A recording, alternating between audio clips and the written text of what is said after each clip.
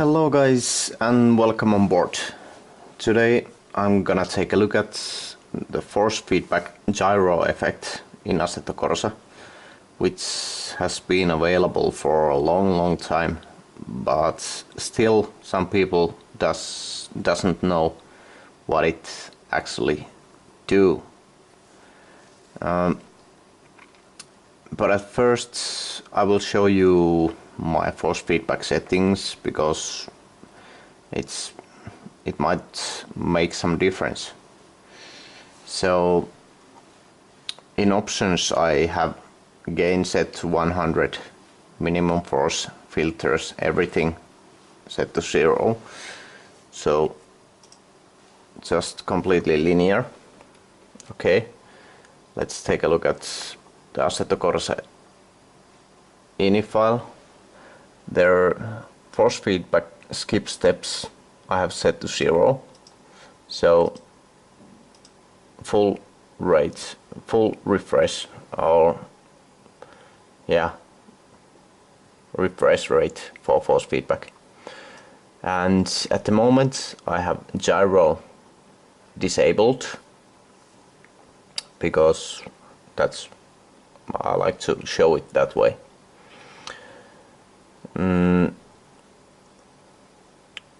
And my wheel settings are, I have max force set to 100%. I have 11% of friction effect set. It's kind of damping. It's very similar to traditional damping. But anyway, let's hit the track. I'll choose Magione and BMW M4, and I will take the street tires because I'm gonna drift.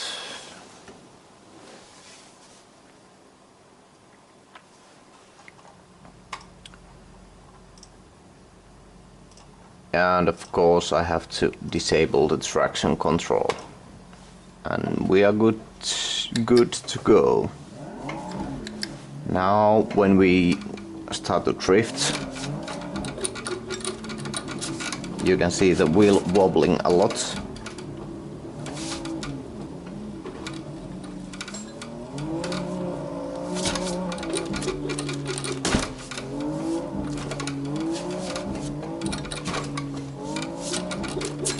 As you can see. And this is the reason why the effect has been built, because it's not really, cars like that doesn't feel very natural. Okay, I think I've shown you enough how it does when the gyro effect is disabled.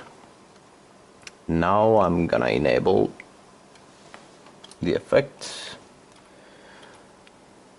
and hit the save button, and let's hit the track.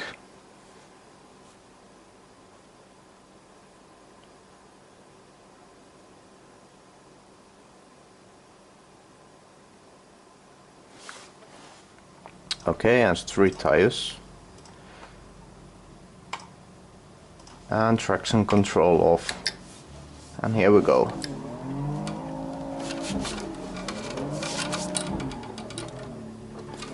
And as you can see, the wheel is much more stable.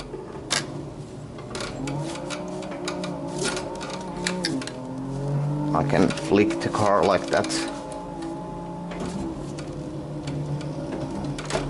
and it does not oscillate.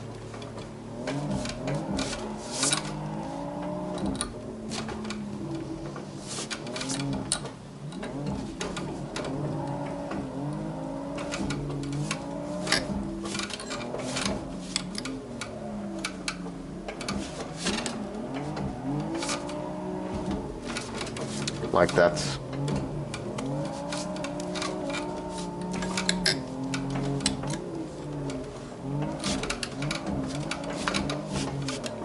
It is just as direct as it is without the gyro effect.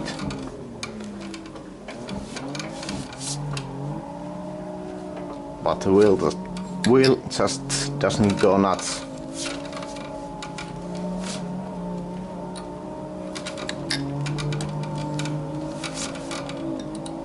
As you can see.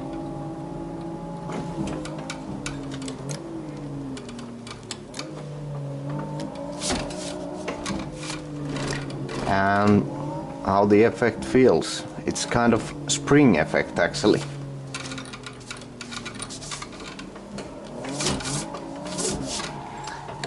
It's hard to describe, but it feels like some kind of wave. And when your wheels are pointing straight, you don't feel anything strange.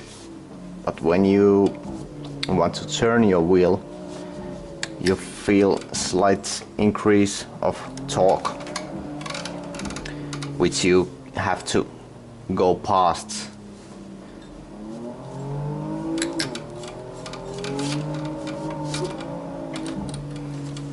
But anyway, as you can see, the gyro effect works really well with the street cars. It's so wonderful to drift these cars with the gyro effect. But next I will show you that it's not working with every car. And there is a good rule of thumb what cars you shouldn't use the gyro effect. And I think it's best to show with a car like Lotus 49. Every vintage car feels absolutely rubbish with gyro experiments.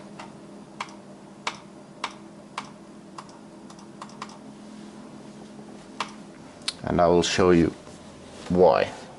Not sure how much force feedback I have with this car. Let's choose the same 50% I had with the BMW.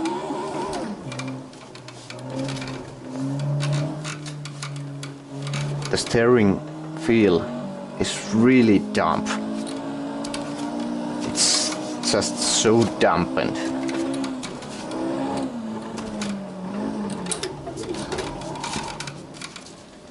It's hard to drive actually, because you cannot move the steering wheel fast enough.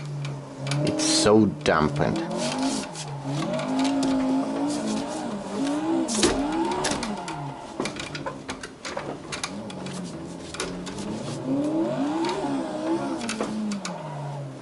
It doesn't oscillate, but it's just way too dampened to drive accurately.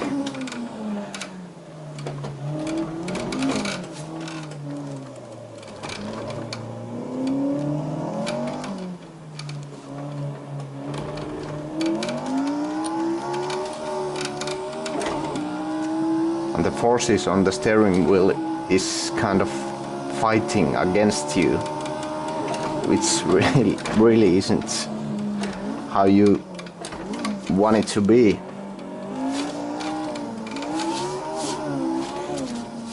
But anyway, this is the common issue gyro experiments have with the vintage content. And it might be something to do with the tire weight. I have seen some theories that it's the weight of the tires which kind of makes the effect way too high, which would make sense, I think.